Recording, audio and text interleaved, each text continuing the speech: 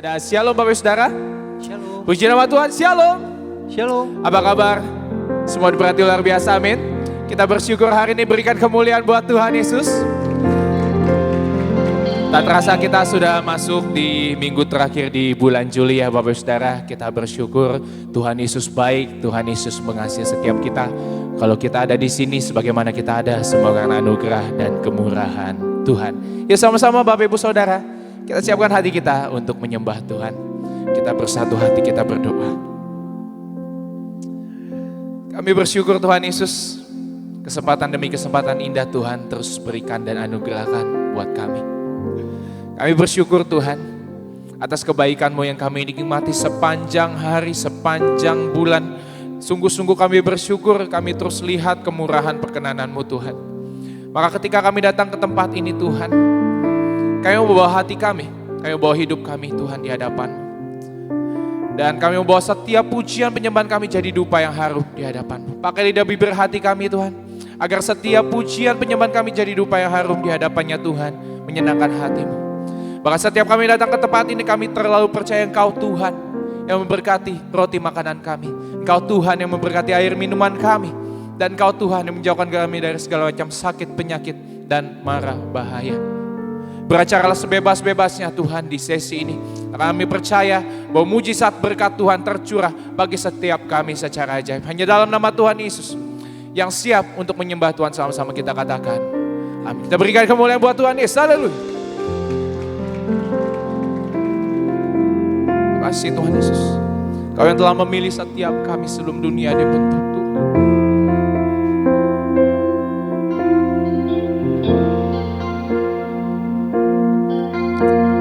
Kau telah memilihku sebelum dunia dibentuk.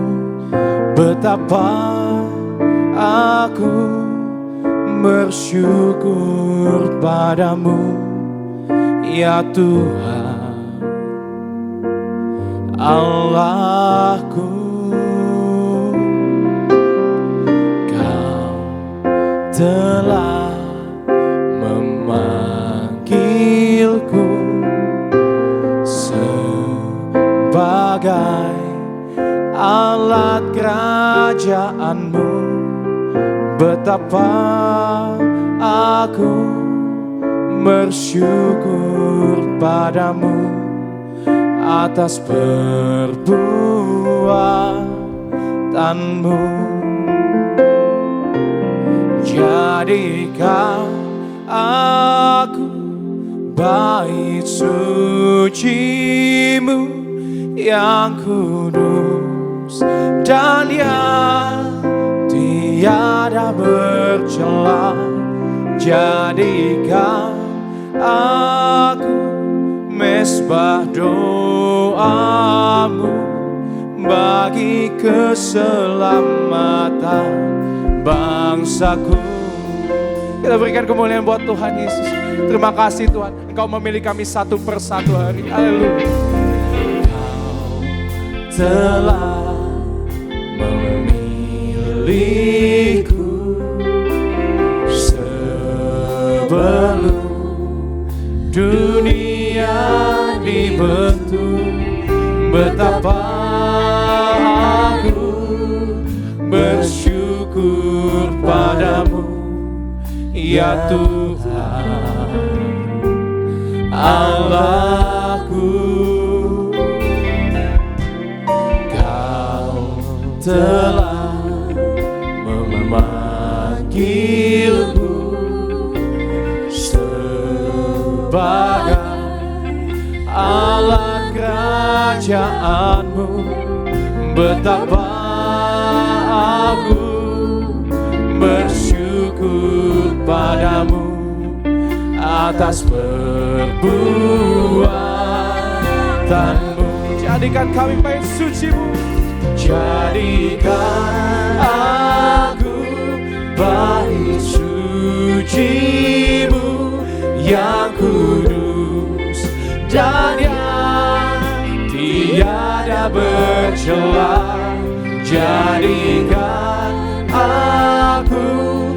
mesbah doamu bagi keselamatan bangsaku. Jadikan aku bait suci-Mu yang kudus dan yang tiada bercela. Jadikan aku mesbah doamu. Terima kasih Tuhan. Jadikan kami bait suci-Mu. Haleluya.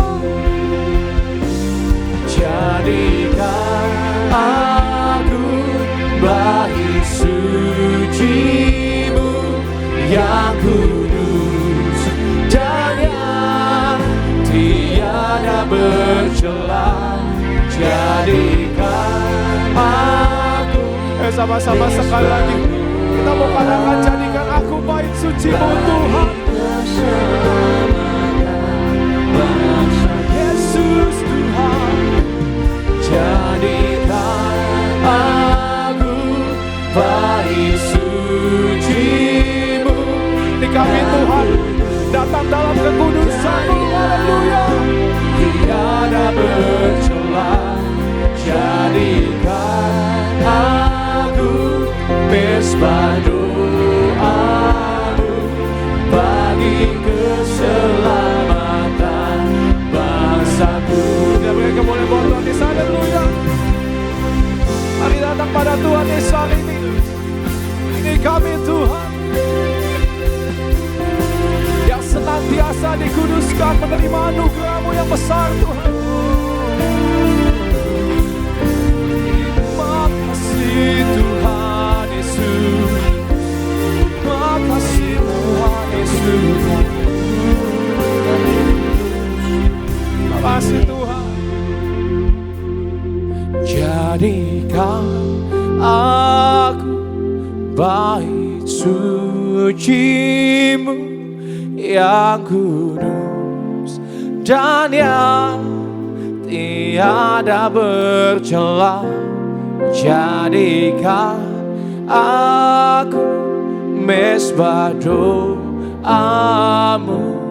bagi keselamatan bangsaku. Katakan bersama. Jadikan aku bait suci-Mu yang kudus dan yang tiada bercela. Jadikan aku mesbah doamu bagi keselamatan bangsaku. Saudara kita bangkit berdiri, berikan kemuliaan buat Tuhan Yesus. Haleluya. Tuhan, jadikan aku bait suci-Mu yang kudus dan yang tiada bercela.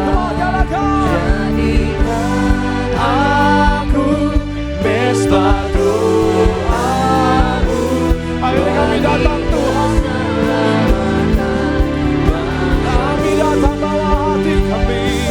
Jadikan aku bait suci-Mu yang kudus dan yang tiada bercela. Jadikan aku mesbah doamu bagi keselamatan bangsaku. Amin. Bagi keselamatan bangsaku, bagi keselamatan, nyatakan bersama, bangsaku.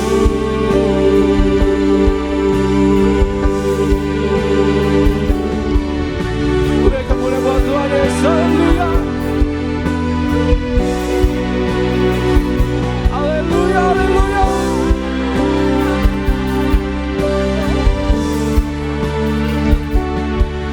Kau segalanya Tuhan.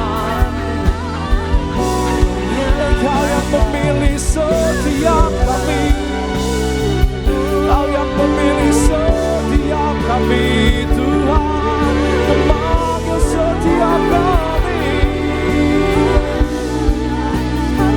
menerima anugerah-Mu, jadi bait suci-Mu, menyenangkan-Mu Tuhan.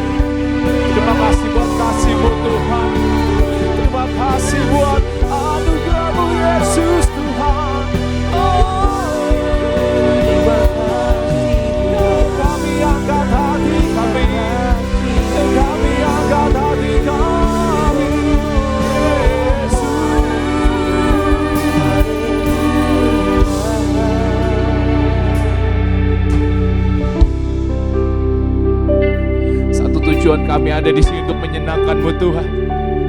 Satu tujuan kami untuk menyembah-Mu hari ini Tuhan. Bawa hati, bawa hidup kami Tuhan.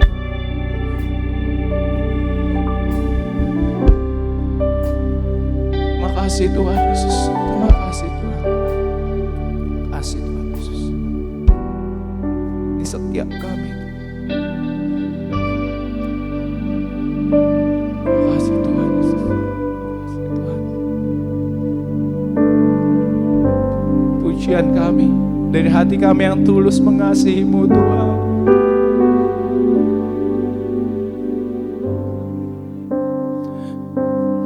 Menyenangkan-Mu, senangkan-Mu, hanya itu kerinduanku. Menyenangkan-Mu, senangkan hati-Mu, hanya itu kerinduanku. Menyenangkan-Mu, senangkan-Mu, hanya itu kerinduanku. Menyenangkan-Mu, senangkan hati-Mu, hanya itu kerinduanku. Nyatakan. Menyenangkan-Mu, senangkan-Mu, hanya itu kerinduanku. Mari nyatakan bersama. Menyenangkan-Mu, senangkan hati-Mu, hanya itu kerinduanku. Berikan kemuliaan buat Tuhan Yesus. Haleluya.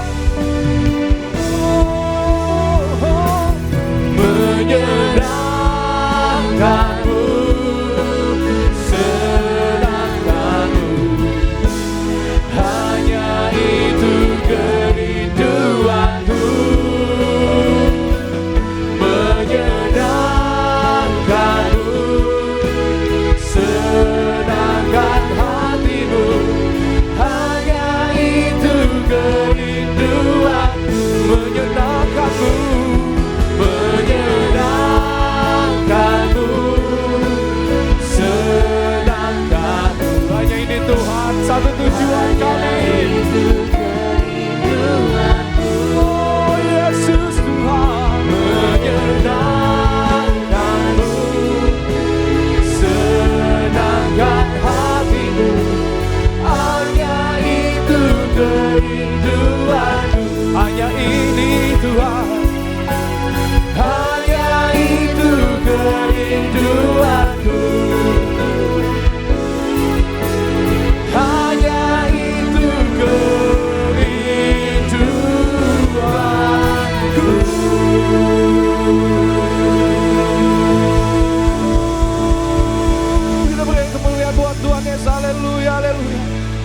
Tuhan.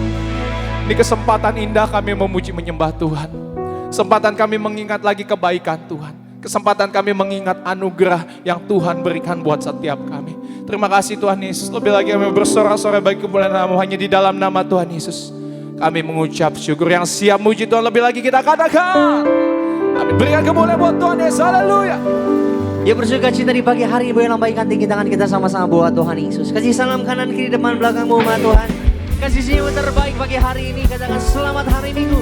Selamat beribadah, Tuhan memberkati setiap kita. Haleluya.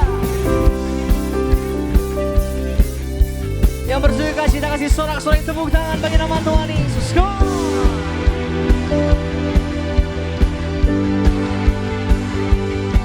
Oh syukur kita sama-sama pagi hari ini buat Tuhan Yesus. Kasih tepuk tangan di atas kepala kita sama-sama. Bibiria. Dengan hati bersuka mari umat. Sama-sama. Tak pandang dari gereja mana, asal kau berdiri atas firman-Nya. Bila hatimu seperti hatiku, engkaulah saudara dan saudariku. Ku tak pandang dari suku mana, asal kau berdiri atas firman-Nya. Bila hatimu seperti hatiku, engkaulah saudara dan saudariku. Sama-sama lambaikan tinggi tangan kita buat Tuhan Yesus. Dalam Yesus kita bersaudara. Dalam Yesus kita bersaudara. Dalam Yesus kita bersaudara. Ku cinta keluarga Allah. Cinta keluarga Allah. Boleh lebih dahsyat lagi sama-sama kita bernyanyi buat Tuhan Yesus. Bahkan gerakan badanmu kita menari buat Tuhan Yesus pagi hari ini. Kembali bersama-sama umat Tuhan katakan. Ku tak pandang dari suku mana, asal kau berdiri atas firman-Nya. Katakan pada kanan kirimu, bila hatimu seperti hatiku, seperti hatiku, engkaulah saudara saudariku. Mari yang bersuka cita kembali lambaikan tinggi tanganmu sama-sama.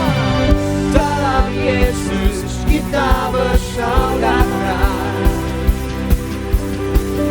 Dalam Yesus kita bersaudara. Dalam Yesus kita bersaudara. Ku cinta keluarga Allah. Boleh lebih dahsyat lagi dalam Yesus. Dalam Yesus kita bersaudara. Di dalam Yesus. Dalam Yesus kita lebih dahsyat lagi di bersaudara. Dalam Yesus kita bersaudara. Ku cinta keluarga Allah. Cinta keluarga Allah. Kasih tepuk tangan di atas kepala kita sama-sama yang bersuka cita buat Tuhan Yesus. Mari bawa pujian kita buat Allah kita bagi siang hari ini. Kita puji nama Tuhan. Kita bersorak-sorai buat Tuhan Yesus. Dengan hati bersuka mari umat Tuhan. Segala puji syukur hanya bagimu Tuhan. Sebab Kau yang layak dipuja. Kami mau bersorak tinggikan nama-Mu. Haleluya.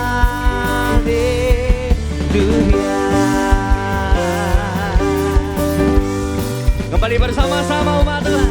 Segala puji syukur hanya bagi nama Tuhan Yesus. Pagi hari ini mau syukur kita. Sebab Kau yang layak dipuja. Yang mau bersorak tinggikan namanya.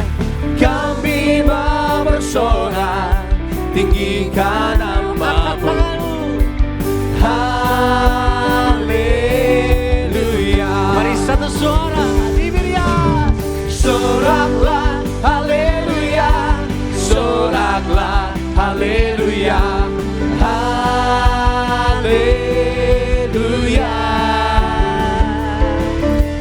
Soraklah, haleluya, soraklah, haleluya, haleluya.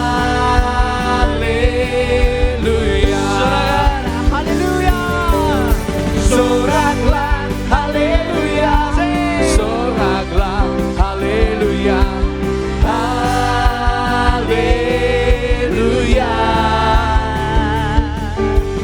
Soraklah, haleluya, soraklah, haleluya, haleluya. Saya rindu jemaat Tuhan pagi hari ini dengan bersuka-cita. Soraklah, soraklah, haleluya. Sambil lambaikan tangan kita sama-sama. Soraklah, soraklah, haleluya. Lebih keras lagi yuk, sambil lambaikan tangan kita sama-sama umat Tuhan. Soraklah, mari angkat tanganmu umat Tuhan. Kita bersuka cita buat Tuhan Yesus pagi hari ini. Lebih keras lagi pagi hari ini semua. Soraklah, soraklah, haleluya. Lebih lagi, soraklah, haleluya, soraklah, haleluya, haleluya.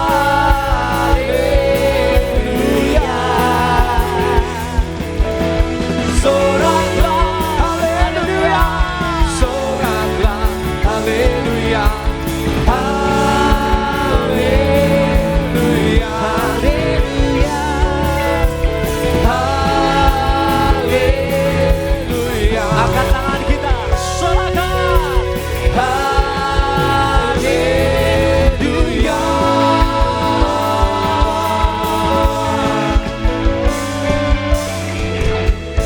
Kasih tepuk tangan, soraklah, haleluya.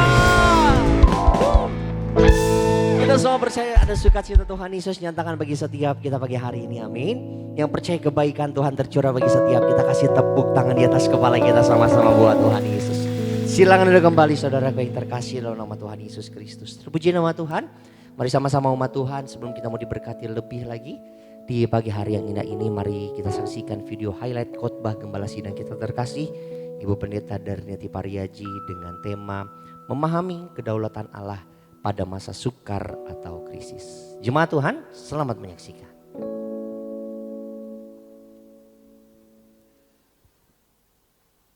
Untuk memahami kedaulatan Allah dalam masa krisis atau masa sukar adalah jangan lupakan pertolongan Tuhan di masa lalu.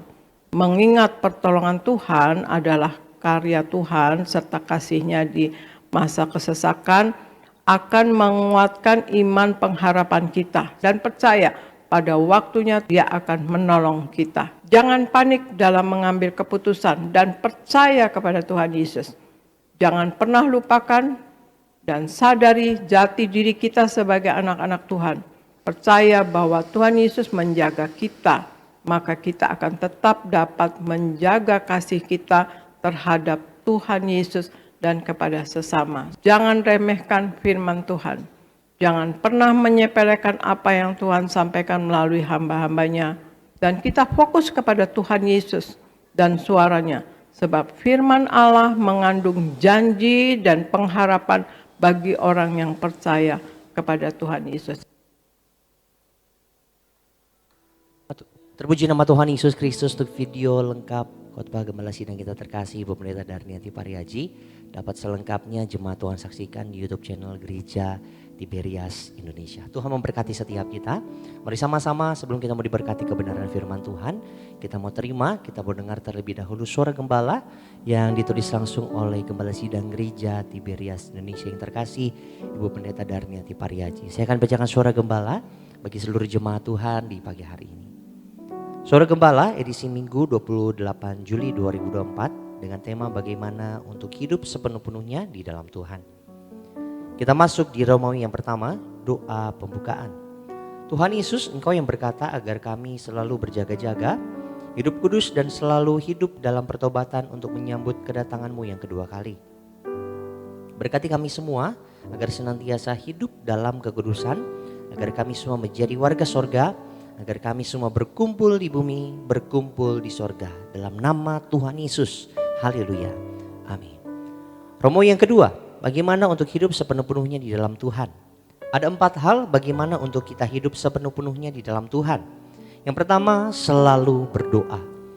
Filipi 4 ayat 6 dan Lukas 18 ayat yang pertama. Tuhan Yesus mengingatkan kita supaya selalu berdoa dengan tidak jemu-jemu. Itu artinya berdoa terus-menerus, tidak kehilangan semangat dalam hati kita. Kalau kita sadari bahwa waktu Tuhan bukanlah waktu kita, maka kita akan berdoa dengan tidak jemu-jemu. Kita berdoa kepada Tuhan sebagai tanda bahwa kita sangat bergantung kepadanya dan menjadikan Tuhan Yesus sebagai satu-satunya penolong kita. 2, membaca Alkitab atau firman Tuhan setiap hari. Kisah Para Rasul 17 ayat 11 dan Mazmur 85 ayat 9, juga dalam Matius 4 ayat yang keempat. Kita harus meyakini bahwa firman Tuhan memberi kehidupan dan menopang kegiatan kita setiap hari. Tuhan Yesus sendiri mengatakan bahwa manusia hidup bukan dari roti saja, melainkan melalui setiap firman yang keluar dari mulutnya Allah. Jika kita membaca firman Tuhan setiap hari, maka kita akan melihat perbedaannya. Setelah kita membaca firman Tuhan, kita bisa mengerti kebenaran yang sesungguhnya, bukan kebenaran yang berdasarkan kata orang atau yang dilakukan orang. 3, tinggal di dalam Yesus. Yohanes 15 ayat 4 sampai dengan ayat 7 dan Yohanes 8 ayat 31 dan 32. Tinggal di dalam Yesus berarti tetap tersambung kepada pribadi yang memberi hidup, pribadi yang memberi kuasa. Tinggal berarti percaya pada kasih Yesus, percaya bahwa kita dikasihi Yesus sekalipun dalam kondisi sulit, kasih Yesus nyata. Tinggal dalam Yesus berarti percaya perkataan Yesus. Yang keempat, yang terakhir, tolak khawatir. Matius 6 ayat 30 sampai 33 dan 1 Petrus 5 ayat 7 sampai dengan ayat yang ke-9. Khawatir adalah hal yang manusiawi yang dialami oleh banyak orang. Tetapi kita harus melawan khawatir itu dengan iman yang teguh. Terus perkatakan kata-kata firman Tuhan, karena apa yang kita imani itu yang akan terjadi dalam hidup kita. Janganlah khawatir, karena khawatir menghambat doa kita. Gantilah khawatir dengan ucapan syukur yang tulus. Tuhan Yesus sanggup melakukan segala perkara yang ajaib bagi setiap kita. Sebagai doa penutup, Tuhan Yesus, kami berdoa agar kami hidup sepenuh-penuhnya di dalam Engkau dan hidup di dalam kekudusan. Menjadi pelaku daripada firman-Mu, hidup menyenangkan hati Engkau. Tidak mendukakan hati Engkau dan tidak mendukakan hati sesama. Engkau menghendaki agar nama kami tercatat dalam kitab kehidupan di sorga. Kalau sampai nama kami tidak tercatat sesuai dalam Wahyu 20 ayat 14 dan 15, kami akan mengalami kematian kedua, yaitu lautan api. Kami mau bersungguh-sungguh hidup di dalam Engkau sepenuh-penuhnya. Dan biarlah Allah Roh Kudus selalu mengurapi kami, memenuhi roh, jiwa, dan tubuh kami. Dan dalam hidup ini, kami mau selalu bertobat dan bertobat. Belajar dan belajar setiap hari. Belajar firman-Mu, mendalami firman-Mu, dan melakukannya. Dalam nama Tuhan Yesus kami percaya, kalau kami hidup sepenuh-penuhnya di dalam Engkau, maka terjadilah doa yang Engkau ajarkan sendiri, yaitu hidup kami di bumi seperti di dalam surga. Dalam nama Tuhan Yesus. Haleluya. Sama-sama yang percaya kita katakan amin. Kita kasih tepuk tangan kemuliaan sama-sama buat Tuhan Yesus. Demikian suara gembala kita untuk minggu ini, kiranya boleh memberkati setiap jemaat Tuhan, boleh menjadi kekuatan bagi setiap kita yang sama-sama mendengarkan, yang menerimanya di pagi hari yang indah ini. Tiba saatnya umat Tuhan, kita mau siapkan hati kita untuk kita diberkati lewat kebenaran firman Tuhan. Satukan hati kita bersatu di dalam doa. Kami mengucap syukur, berterima kasih Bapa untuk hadirat Tuhan yang boleh Tuhan Yesus nyatakan di tengah-tengah kami pagi hari ini. Kami bersyukur untuk sukacita surga yang Tuhan Yesus beri ada bersama dengan setiap kami. Saat kami datang memuji nama Tuhan, saat kami bersorak-sorai baik nama Tuhan Yesus. Kami berdoa Tuhan Yesus, biarlah setiap pujian, setiap Penyembahan kami Bapa boleh berkenan bagi nama-Mu Tuhan Yesus. Di tempat ini biarlah hanya nama Tuhan Yesus saja yang dipermuliakan. Biarlah hanya nama Tuhan Yesus saja yang ditinggikan. Sungguh kami percaya saat nama Tuhan Yesus ditinggikan, ada kuasa Tuhan, ada berkat Tuhan Yesus. Mujizat Tuhan dinyatakan, dicurahkan bagi setiap kami di pagi hari ini. Terlebih sebentar setiap kami mau diberkati lewat kebenaran firman-Mu Bapa. Berkati setiap kami, ubahkan setiap kami, kuatkan setiap kami, bahkan hibur setiap kami lewat kebenaran firman-Mu Bapa. Berkati, urapi hamba-Mu yang akan menyampaikan kebenaran firman Tuhan di pagi hari ini. Bapak Pendeta Teddy Lusli, kami serahkan ke dalam tangan pengasihan-Mu Bapa. Setiap kata, kalimat, kebenaran firman Tuhan yang disampaikan oleh hamba-Mu dari mimbar yang kudus ini, kami percaya semuanya seturut dengan isi hati Tuhan. Kehendak yang mau Tuhan Yesus sampaikan bagi setiap kami di pagi hari ini. Kami buka hati kami untuk kami diberkati kebenaran firman Tuhan di dalam nama Tuhan Yesus. Setiap kita yang siap diberkati firman Tuhan, sama-sama umat Tuhan kita mau katakan amin. Kasih tepuk tangan buat Tuhan Yesus. Telah kulihat kebaikan-Mu yang tak pernah habis di hidupku. Ku berjuang sampai akhirnya Kau dapati aku tetap setia. Tapi tutup matamu umat. Telah kulihat kebaikan-Mu tak pernah habis dalam setiap hidup. Tak pernah habis. Ajar kami setia sama Tuhan, sebab Tuhan Yesus terlebih dahulu setia atas setiap kami. Berjuang sampai akhirnya Kau dapati. Kita kasih tepuk tangan buat Tuhan Yesus. Bangkit berdiri sama-sama umat Tuhan. Kita buka hati kita untuk kita diberkati firman Tuhan. Angkat tinggi tangan kita dua-dua. Katakan, telah kulihat kebaikan-Mu yang tak pernah habis di hidupku. Ku berjuang sampai akhirnya Kau dapati aku.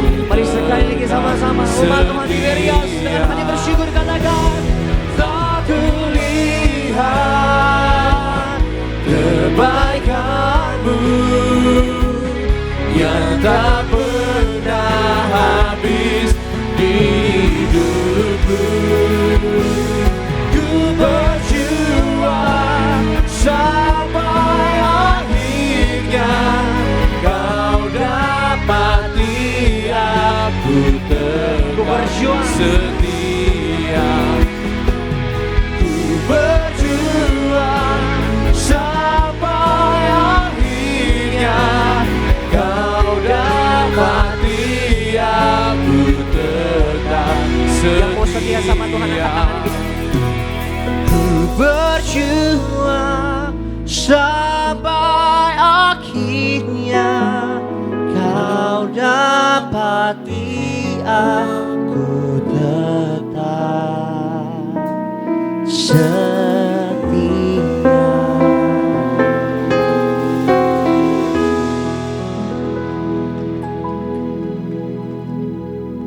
Bapa kami di sorga, di dalam nama Tuhan Yesus Kristus, betapa kami bersyukur Tuhan pagi hari ini. Sungguh kami bersyukur buat kasih-Mu ya Bapa, yang mengaruniakan anak-Mu yang tunggal, Yesus Kristus Tuhan dan Juru Selamat kami, untuk menyelamatkan hidup kami, untuk menjamin hidup kami. Terima kasih Tuhan Yesus buat pengorbanan-Mu di atas kayu salib, menanggung kami, menggantikan kami. Dan dengan nyawa-Mu Tuhan Yesus, Engkau tebus kami menjadi milik-Mu, untuk menjadikan kami berharga sebagai milik kepunyaan-Mu Tuhan Yesus. Betapa Tuhan Yesus rindu membawa kami dalam hubungan yang erat, yang indah di dalam Engkau Tuhan Yesus. Terima kasih Roh Kudus, Roh Kudus Allah Maha Kudus penolong kami. Kami bersyukur Engkau berdiam di dalam kami. Menolong, menyertai, menuntun kami. Kami berdoa pagi hari ini.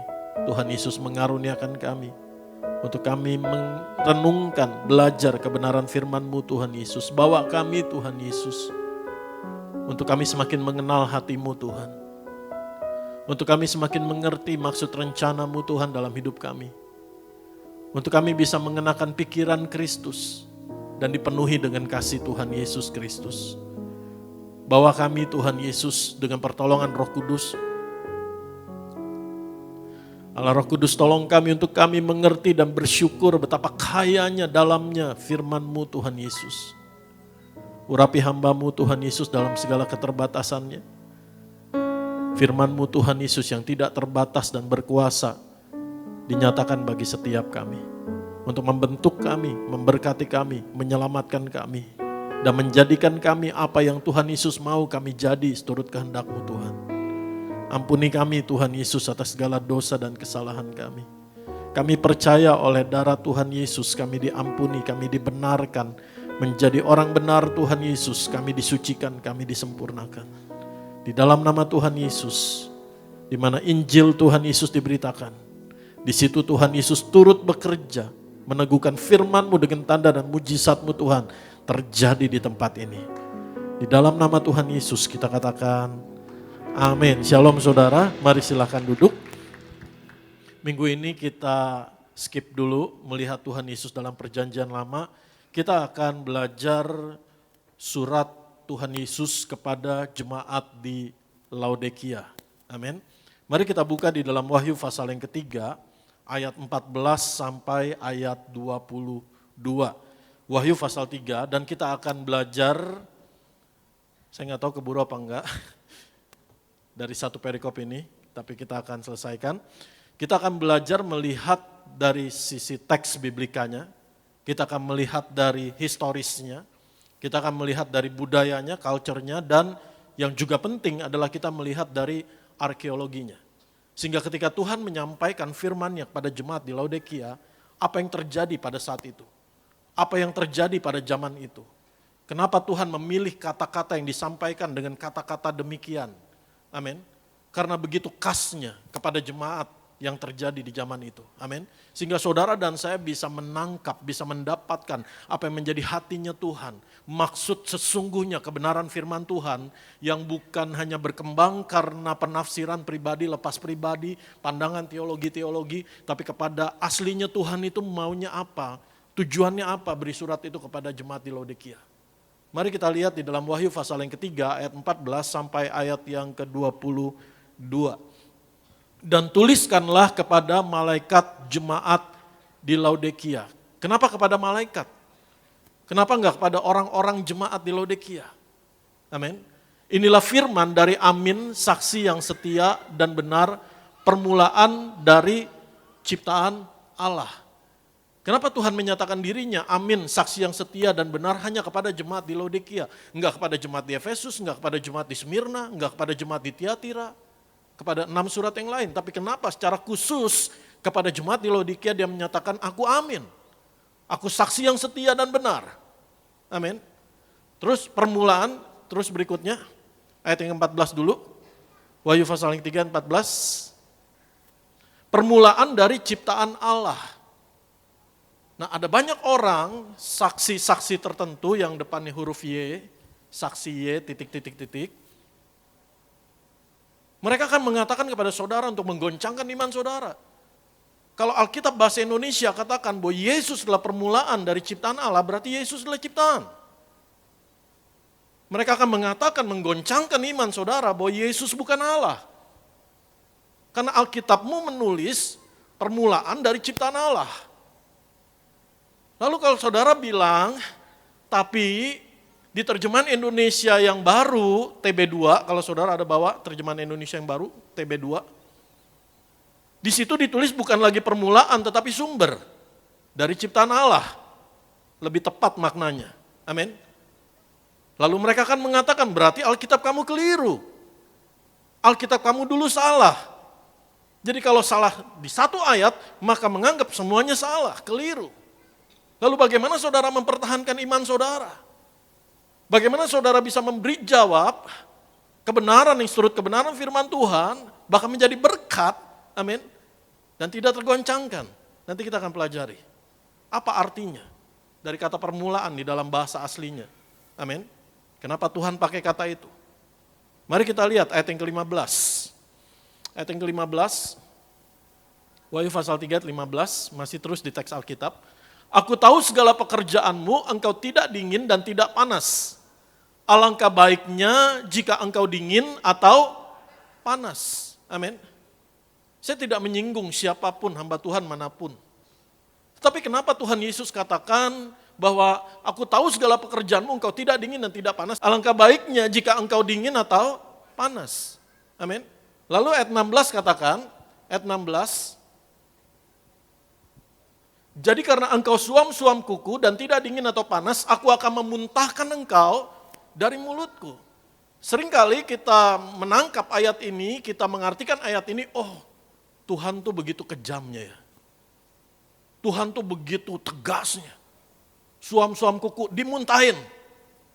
Tapi ternyata kalau saudara baca secara keseluruhan surat ini, menyatakan betapa Yesus mengasihi saudara dan saya. Betapa Tuhan Yesus begitu mengasihi jemaat di Laodikia yang jahat, yang rusak, yang hidupnya berantakan dan sebagainya. Tetapi betapa Tuhan Yesus mengasihi mereka. Nanti kita akan sampai ke sana. Atau sering kita mendengar bahwa Tuhan gak mau engkau suam-suam kuku, jadi panas atau dingin. Bahkan kita mempertentangkannya kepada dua kutub yang berbeda. Kalau kamu mau rajin, rajin. Mau malas-malas sekalian. Jangan tengah-tengah. Seringkali kita mendengar seperti itu. Di akhir zaman ini kalau mau baik, baik sekalian. Jahat-jahat sekalian. Seringkali kita mendengar seperti itu. Tapi apakah itu yang Tuhan maksudkan ketika menulis pada jemaat di Laodikia? Nanti kita akan pelajari di sana. Terus kita buka ayat yang ke-17. Ayat yang ke-17. Karena engkau berkata, aku kaya dan aku telah memperkayakan diriku dan aku tidak kekurangan apa-apa. Dan karena engkau tidak tahu bahwa engkau melarat dan malang dan miskin dan buta dan telanjang. Kenapa Tuhan Yesus pakai 5 kata ini? Engkau melarat, malang, miskin, buta dan telanjang. Bahkan kata melarat di sana dalam bahasa aslinya, talaiporos, artinya adalah engkau terkutuk. Tuhan Yesus bukan sedang mengutuk, tapi untuk menyatakan keadaan mereka sekarang. Dan bagaimana kasihnya Tuhan memulihkan. Walaupun mereka terkutuk, mereka malang, gak ada pengharapan, gak memiliki pengharapan, miskin, buta dan telanjang. Tuhan gak muntahin mereka, Tuhan gak buang mereka. Tapi Tuhan bilang, barang siapa yang kukasihi, kutegur dan kuhajar. Apa arti kata dihajar di sana? Apa arti kata ditegur di sana? Beli daripadaku, aku menasihatkan kamu. Amin. Mari kita lihat ayat yang ke-18. Ayat yang ke-18. Maka aku menasihatkan engkau, supaya engkau membeli daripadaku emas yang telah dimurnikan dalam api. Agar engkau menjadi kaya dan juga pakaian putih supaya engkau memakainya.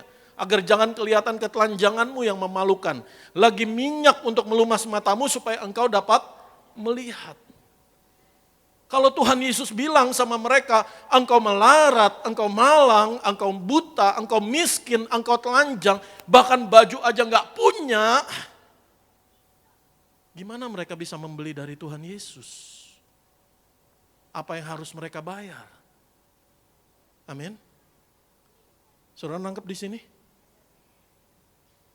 Jadi bagaimana caranya kita membeli dari Tuhan Yesus?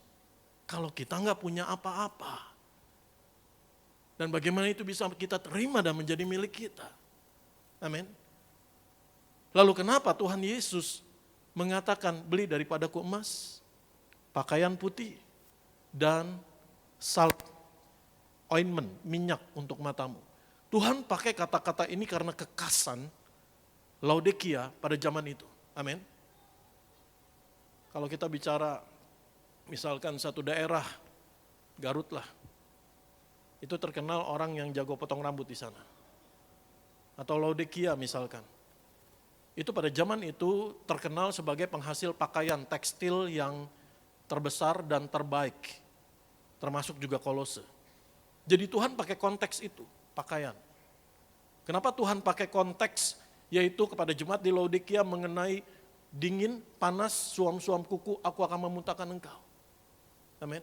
Nanti kita lihat di sana. Terus ayat yang ke-19 kita baca. Ayat 19.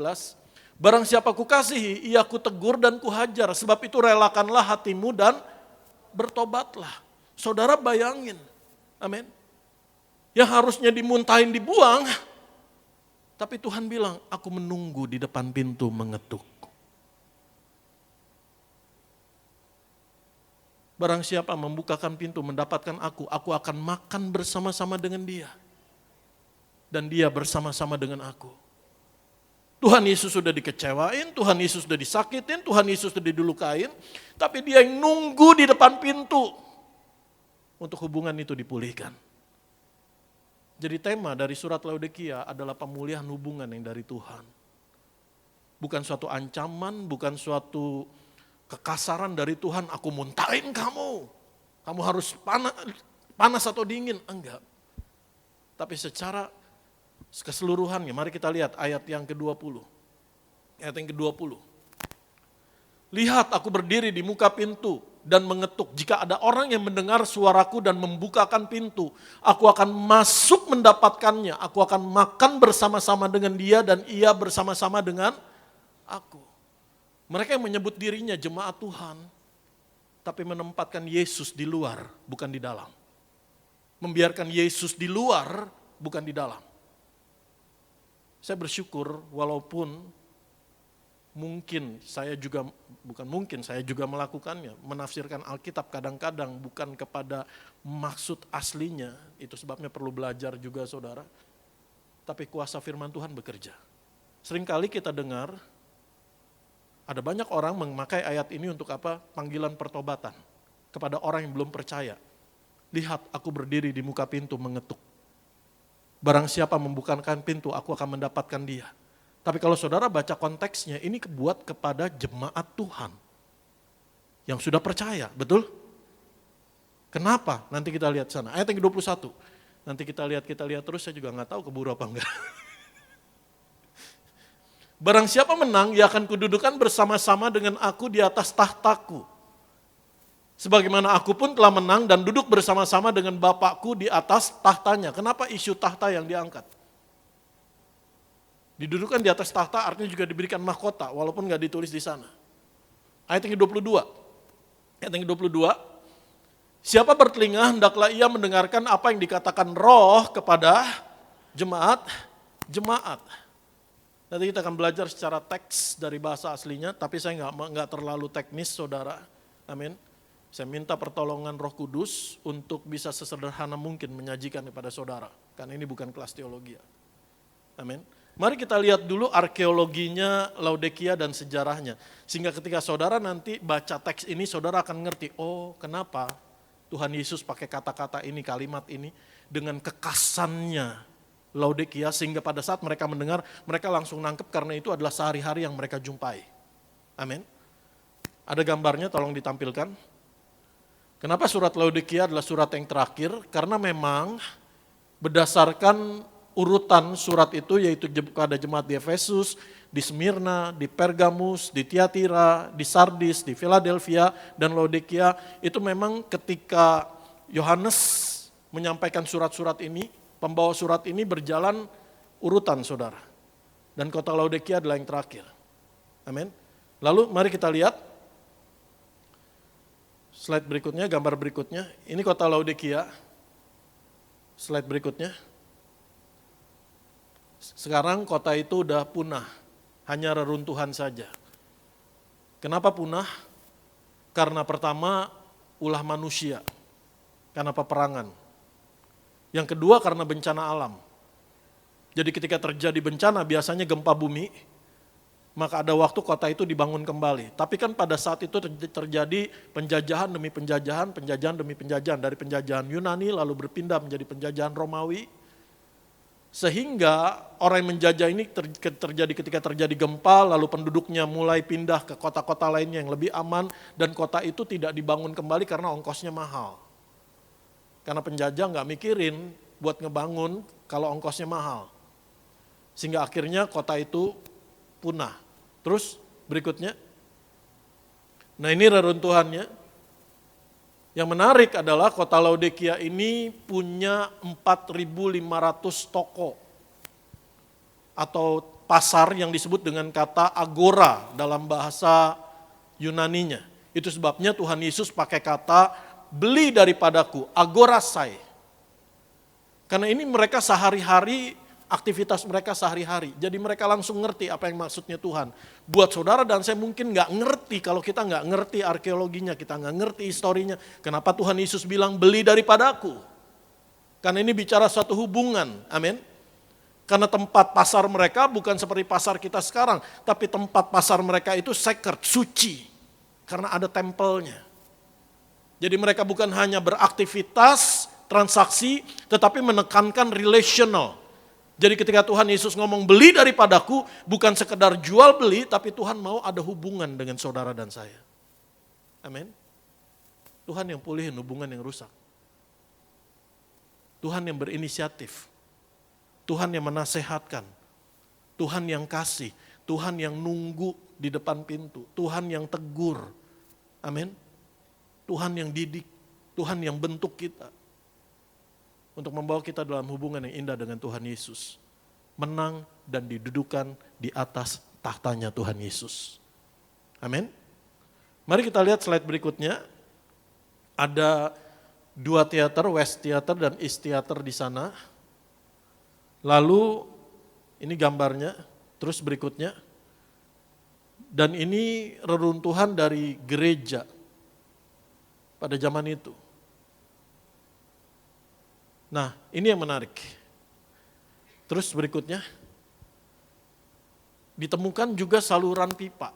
Itu sebabnya kenapa Tuhan Yesus pakai bahasa air. Amin. Hendaklah kamu dingin atau panas, karena engkau suam-suam kuku, aku akan memuntahkan engkau. Jadi pada zaman itu Laodikia ini nggak punya sumber air. Mereka mendapatkan sumber air dari Hierapolis, kota terdekat, dan juga Kolose. Itu sebabnya surat yang dituliskan Paulus kepada Kolose dibaca juga ke Laodikia. Amin. Walaupun belum ditemukan dan tidak ditemukan surat Paulus kepada jemaat di Laodikia. Tapi surat Yohanes ada kepada jemaat di Laodikia. Nah ini ada jalur pipanya, terus satu slide lagi. Nah ini ditemukan dari arkeologi bahwa, dan tahun 2015 penemuan arkeologi yang terbaru adalah ditemukan satu batu marmer putih yang berisi aturan mengenai air minum. Jadi air minum ini menjadi isu yang sangat penting di Laodikia. Itu sebabnya Tuhan Yesus pakai kata air minum atau air karena mereka menghadapi ini sehari-hari. Kenapa? Karena ada satu peraturan yang ditemukan di dalam satu batu marmer putih, ditemukan dalam satu batu marmer itu mengenai aturan-aturan mengenai air minum. Jadi nggak boleh ada orang yang mencemarkan air ini, nggak ada boleh yang buang sesuatu atau sengaja masukin sesuatu ke dalam saluran pipa ini, atau membuka segel dari pipa, itu hukumannya dendanya sampai 12.500 dinar. Upah 1 hari kerja 1 dinar.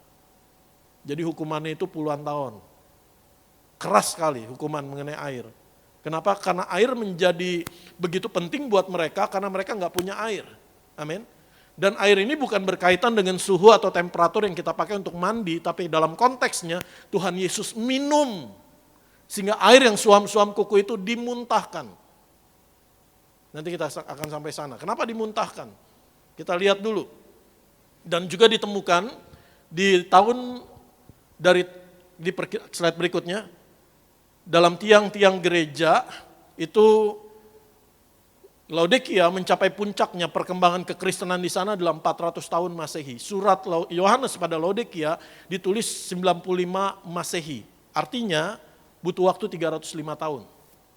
Sampai akhirnya gereja itu bertobat, dibentuk oleh firman Tuhan, berkembang, bertumbuh. Apa yang kita dapat tarik pelajaran? Bahwa pelayanan itu butuh waktu yang lama. Pelayanan itu maraton. Bukan lari sprint, bukan lari jangka pendek. Ada seorang ibu jemaat Tiberias yang mendoakan suaminya untuk bertobat 40 tahun. Tapi puji Tuhan Yesus suaminya bertobat. Dan ketika dipanggil pulang oleh Tuhan dalam imannya menyala pada Tuhan. Amin. Jadi pelayanan kita itu adalah satu maraton. Itu sebabnya yang diperlukan adalah konsistensi. Bukan di depan menggebu-gebu, di belakang kempes. Di depan sungguh-sungguh, di belakang berantakan. Enggak, tapi suatu konsistensi, suatu maraton. Dan kalau doamu belum dijawab untuk satu hal, untuk satu orang bertobat, terus berdoa karena itu maraton. Amin. Terus mari kita lihat kembali. Jadi ditemukan di dalam tiang gereja itu ada salib, terus ada gambar apa di sana? Menorah, kaki Dian. Lalu sebelah kanan bawah itu ada gambar sangkakala. Lalu sebelah kiri bawah ada gambar daun palem. Apa artinya? Salib kita tahu kekristenan. Menorah bicara kekasan Yahudi. Betul? Shofar bicara kekasan Yahudi. Jadi perkembangannya gereja pada zaman itu ada orang-orang Yahudi yang tinggal di sana. Walaupun juga ada orang-orang asli Laodikia. Amin. Lalu gimana dengan sejarah Laodikia supaya saudara ngerti kenapa Tuhan Yesus pakai kata aku ini amin. Aku ini saksi yang setia dan benar. Amin artinya truly, verily, sesungguhnya, sebenar-benarnya. Amin. Dan saksi yang ditulis di sana pakai kata martir, yang artinya seseorang yang menyampaikan kesaksian dengan pengorbanan nyawa dan kesaksiannya itu benar, kesaksiannya itu sungguh-sungguh, kesaksiannya itu tulus, nggak ada kepentingan pribadi. Kenapa Tuhan pakai kata itu? Karena kota Laodikia itu berasal dari nama ratu. Ratu Laodikia. Enggak tahu kapan lahirnya, tetapi menikahnya dicatat, kalau saudara buka Wikipedia keluar di sana. Menikahnya itu tahun 266 sebelum Masehi dengan Kaisar Antiochus. Waktu itu Kaisar masih Yunani, belum Romawi. Masih Yunani yang menjajah sebagian besar bumi. Nah, tahun 266 mereka menikah, lalu ada satu wilayah, satu kota, raja ini kasih nama istrinya menjadi nama kota itu, yaitu Laodikia. Tapi ternyata Laodikia ini ratu yang bengis, ratu yang jahat, ratu yang licik, ratu yang kejam, ratu yang gak setia. Kenapa? Pada saat itu tahun 246 terjadi peperangan antara Yunani dengan Mesir. Sehingga Raja Antiochus ini dikalahkan oleh Raja Mesir yang namanya Ptolemy II. Karena dikalahkan tapi tidak dimusnahkan, lalu dibikinlah satu perjanjian bahwa Raja Antiochus ini menceraikan istrinya Laodikia, lalu kawinin anaknya Raja Ptolemy yaitu Bernis, dan kalau mereka punya anak laki-laki maka tahtanya itu akan turun ke keturunan yang baru ini, yang anaknya dari keturunan Raja Mesir. Dan yang terjadi sehingga Laodikia diceraikan. Laodikia punya 5 anak dan 2 anak laki-laki, 3 anak perempuan. Dan ketika terjadi Ptolemy ini meninggal, digantikan sama anaknya Ptolemy III, ternyata Antiochus ini balik lagi sama istrinya Laodikia. Dan apa yang terjadi? Laodikia membunuh Bernis, istri kedua, dan anaknya. Dan sehingga ketika tahu Raja Mesir yang baru ini memerangi Laodikia, bahkan Antiochus pun ada kemungkinan dugaan diracun oleh istrinya sendiri. Kenapa? Karena pengen anaknya yang menggantikan tahta. Dan ketika anaknya menggantikan tahta, dia punya 2 anak laki-laki, Laodikia ini bikin perang saudara. Karena dia mau anak yang keduanya yang mau naik tahta, dan sehingga anak pertamanya ini digusur saudara. Jadi terjadi peperangan, terjadi darah tertumpah di sana.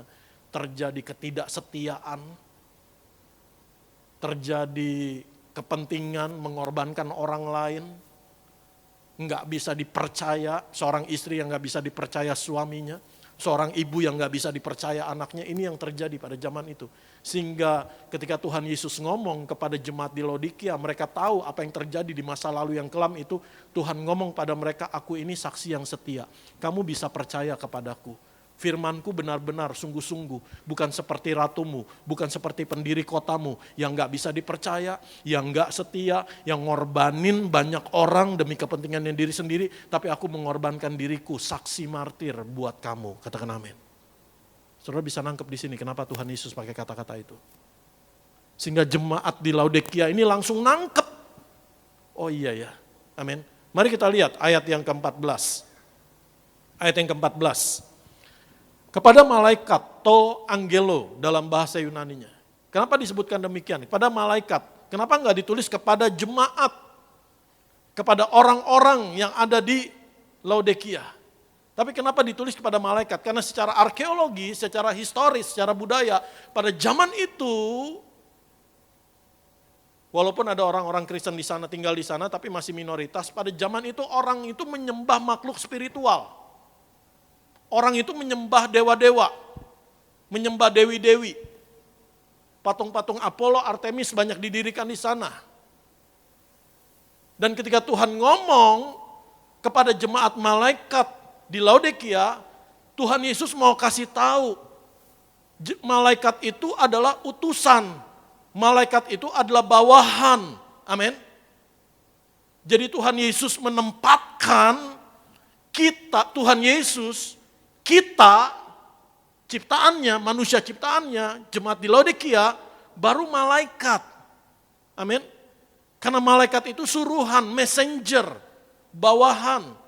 Dan saudara dan saya menjadi penting, katakan amin. Sehingga untuk kasih tahu kepada orang itu yang mereka menyembah makhluk-makhluk spiritual, dewa-dewi dan sebagainya, mereka menempatkan diri mereka adalah Tuhan, lalu dewa-dewi dalam tanda kutip malaikat-malaikat versi mereka, lalu diri mereka sendiri. Dan ketika Tuhan Yesus memulai suratnya, memberitahu kepada Yohanes, ini yang kamu tulis di Pulau Patmos, langsung Tuhan to the point. Posisi kamu tuh jauh lebih tinggi dari malaikat. Kamu tuh milik kepunyaanku. Kamu tuh berharga, kamu tuh gambar rupaku. Kamu bukan lagi untuk nyembah patung-patung, bukan lagi untuk nyembah makhluk-makhluk spiritual. Kamu tuh jauh di atas itu. Malaikat itu suruhan, bawahan, utusan untuk menyampaikan kepada kamu. Yang kedua, karena surat ini penting banget. Amin. Mari kita lihat kembali. Kenapa Tuhan Yesus menyatakan dirinya adalah amin, martir yang setia dan benar. Amin. Jadi Tuhan Yesus mau kasih tahu ketika di awal suratnya dia menyampaikan firman-Nya kepada jemaat di Laodikia, aku enggak seperti ratu kamu. Ratu kamu enggak bisa dipercaya. Ratu kamu enggak setia. Ratu kamu mengorbankan darah nyawa banyak orang demi kepentingannya sendiri, demi kehausannya, demi tahtanya. Tapi aku enggak demikian. Aku mengorbankan tahtaku buat kamu. Aku menyampaikan yang sebenar-benarnya kepada kamu. Kamu enggak usah bimbang, kamu enggak usah ragu. Apa yang kutuliskan, apa yang kusampaikan kepada kamu ini sungguh-sungguh adanya, benar-benar adanya. Katakan amin. Ini yang Tuhan mau maksudkan ketika dia menyatakan kepada jemaat di Laodikia. Amin. Saksi yang benar dan setia. Amin. Lalu kenapa ditulis di sana permulaan dari segala ciptaan? Nah, kata permulaan di dalam bahasa Yunaninya ditulis dengan kata arche. Arti kata arche ini memiliki beberapa makna. Yang pertama memang beginning. Tetapi konteks yang dipakai untuk surat Wahyu pasal 3 ayat 14 ini, kata arche di sana adalah artinya penyebab utama, sumber.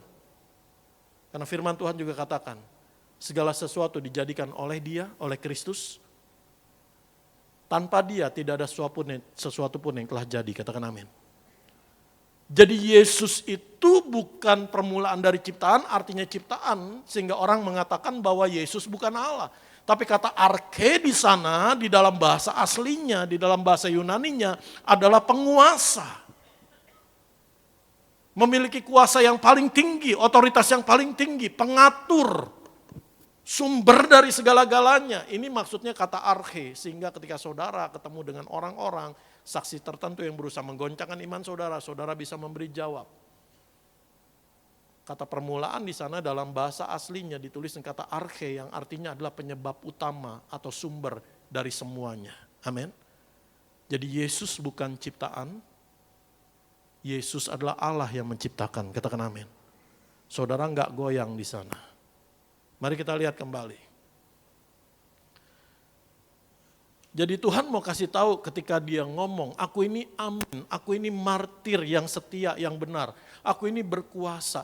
Kenapa Tuhan ngomong kata archenya itu di belakangan? Maunya kita kan ketika kita berdoa, Tuhan nyatakan kuasamu. Betul? Seringkali kan kita berdoa begitu. Tuhan nyatakan mujizatmu. Kuasamu Tuhan langsung. Tapi kenapa Tuhan ngomong pakai kata amin dulu, martir dulu, baru pakai kata arche, penguasa, sumber. Karena kata amin dan martir Tuhan mau membawa saudara dan saya kepada hubungan lebih dulu, katakan amin. Dan Tuhan nyatakan kuasanya.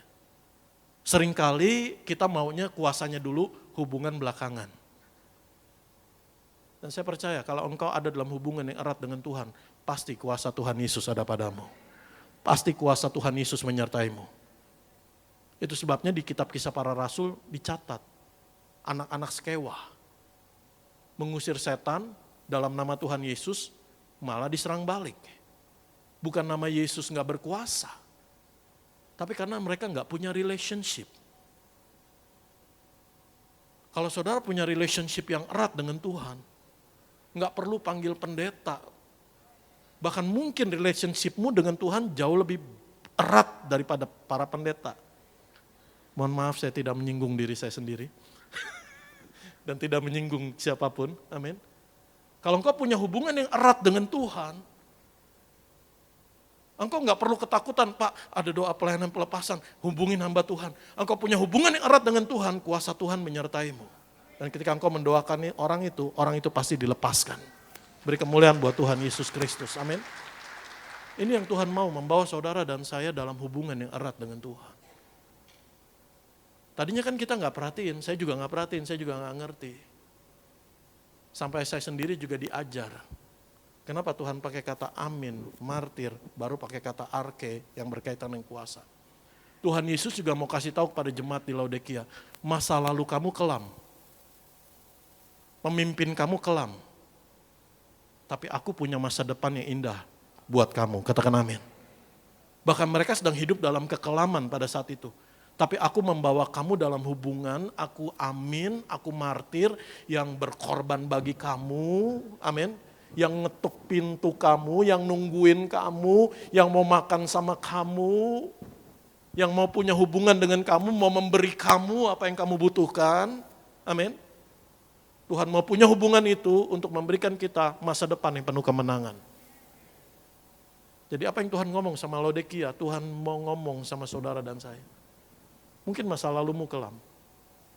Bahkan engkau ada dalam kekelaman saat-saat ini. Tapi punya hubungan dengan Tuhan Yesus. Dan Tuhan membawamu kepada masa depan yang penuh kemenangan. Beri kemuliaan buat Tuhan Yesus Kristus. Amin.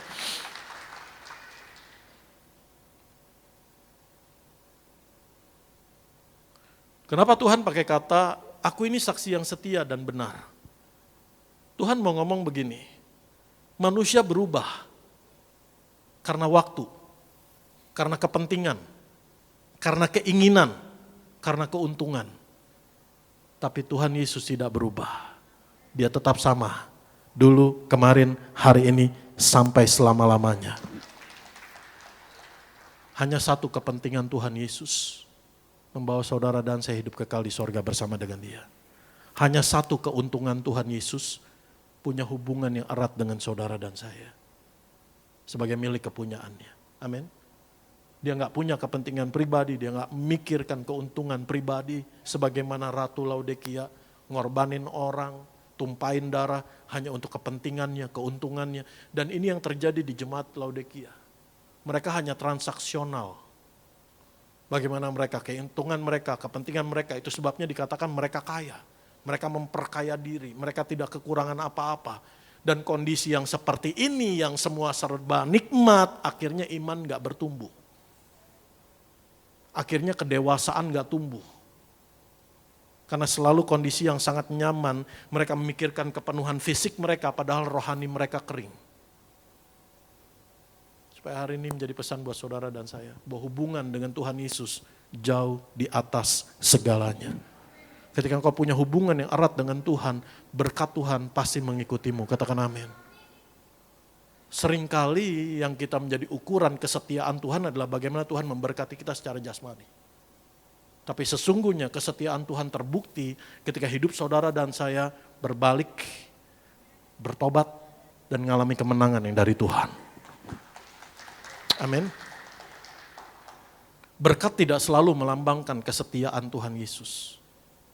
Tapi membawa kita berbalik dan menang, itu bukti kesetiaan Tuhan Yesus. Amin. Saudara, mari kita lanjutkan di sana. Ayat yang ke-15. Jadi saudara nangkep ya di sini bahwa kita yang berdosa, kita yang terhilang, kita yang rusak, tapi Tuhan yang cari, Tuhan yang nasihati, Tuhan yang tawarkan solusi, Tuhan yang nungguin di depan pintu, Tuhan yang ngetuk pintu, Tuhan yang ngajak makan, Tuhan yang mau dudukan kita di atas tahta. Betapa kerinduan Tuhan Yesus itu suatu hubungan, katakan amin. Dan untuk hubungan itu harganya sangat mahal. Bapa di sorga mengaruniakan anaknya. Tuhan Yesus mengorbankan nyawanya. Roh Kudus Allah yang Maha Kudus mau berdiam di dalam kita yang sangat terbatas. Itulah harga sebuah hubungan. Sehingga kalau hari ini engkau ngerti betapa hubungan ini menjadi penting buat Tuhan Yesus, saya percaya engkau juga bisa menghargai hubungan dalam pernikahanmu. Hubungan dalam keluargamu. Hubungan di dalam kakak adik keluarga. Dan menempatkan hubungan itu di atas uang atau barang. Enggak ribut, tarik-tarikan warisan dan merusakkan hubungan. Tapi ngerti menempatkan hubungan jauh lebih penting daripada segala kepentingan yang lain. Amin. Engkau berdagang, engkau berbisnis, engkau bekerja pun engkau enggak culas. Enggak ngakalin orang lain. Hanya untuk keuntungan, keserakahan dan sebagainya. Karena engkau menempatkan hubungan di atas uang dan barang. Amin. Engkau bisa jujur di sana, engkau bisa bekerja, berbisnis dengan baik, dengan berintegritas di sana. Memuliakan Tuhan. Dan saya percaya engkau enggak akan kekurangan berkat Tuhan. Karena Tuhan yang sediain. Amin. Mari kita lihat. Ayat yang ke-15. Kita baca, aku tahu segala pekerjaanmu, engkau tidak dingin dan tidak panas. Alangkah baiknya engkau dingin atau panas. Amin. Saya mau nanya sama saudara, ini enggak mempengaruhi keselamatanmu, amin. Siapa di sini yang suka minum air dingin? Semuanya enggak suka minum ya. Puasa semua. Siapa yang suka minum air dingin? Banyak. Siapa yang suka minum air panas? Banyak sama banyaknya. Artinya apa? Baik dingin ataupun panas itu bermanfaat. Jadi firman Tuhan di sini yang Tuhan mau sampaikan bahwa dingin dan panas ini bukan bicara suhu atau temperatur. Karena kalau bicara temperatur kita mandi yang hangat suam-suam kuku itu lebih enak. Betul? Dingin gak enak, panas gak enak. Amin. Tapi yang Tuhan mau saudara dan saya ngerti ini tentang rasa, bukan tentang suhu. Kenapa? Karena kaitannya Tuhan muntahin. Lalu kalau udah tahu nggak enak, kenapa Tuhan masih minum? Sehingga dimuntahkan, kenapa nggak dilepain aja? Kenapa begitu dicicipin nggak buru-buru diludahin? Tapi kenapa masih diminum lalu dimuntahkan? Nanti kita pelajari sampai ke sana, amin. Nanti melulu ini, waktu jalan terus.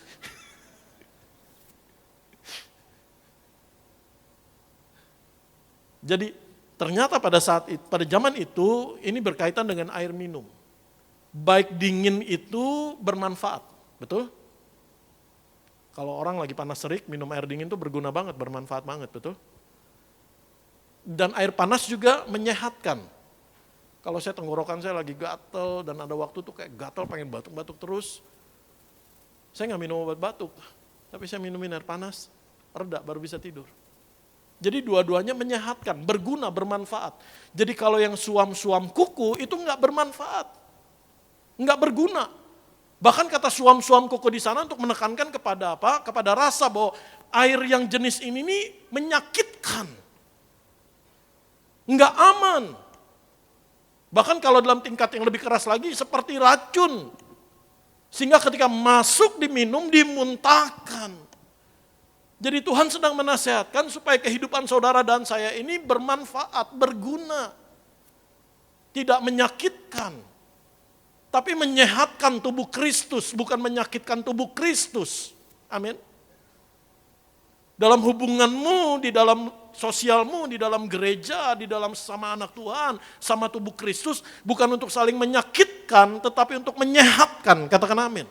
Untuk berguna, untuk bermanfaat. Lalu kenapa Tuhan udah tahu ini nggak aman?